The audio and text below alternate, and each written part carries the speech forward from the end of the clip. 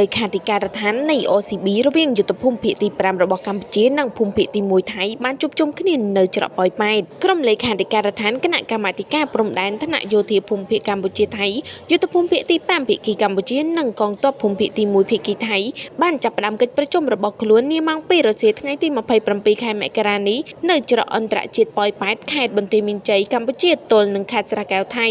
នេះបើតាមលោកស្រីម៉ាលីសុជាតាអ្នកនាំពាក្យក្រសួងការពារជាតិកម្ពុជានៅក្នុងសេចក្តីប្រកាសព័ត៌មាននៅរសៀលថ្ងៃអង្គារនេះលោកស្រីម៉ាលីសុជាតាបញ្ជាក់ថាគណៈប្រតិភូក្រុមលេខាធិការរបស់កម្ពុជាដឹកនាំដោយលោកសកឹមបៈប្រធានក្រុមលេខាធិការកម្ពុជារីឯគណៈប្រតិភូក្រុមលេខាធិការរបស់ថៃដឹកនាំដោយលោកពិថាយ៉ាគូលប៉ូសវណ្ណប្រធានក្រុមលេខាធិការថៃក្នុងកិច្ចប្រជុំនេះភាគីទាំងពីរនឹងពិភាក្សាលើខ្លឹមសារព្រមទាំងផ្លាស់ប្តូរឯកសារគ្នាទៅវិញទៅមកដើម្បីត្រៀមរៀបចំកិច្ចប្រជុំពិសេសនៃគណៈកម្មាធិការព្រំដែនថ្នាក់យោធាភូមិភាគកម្ពុជាថៃ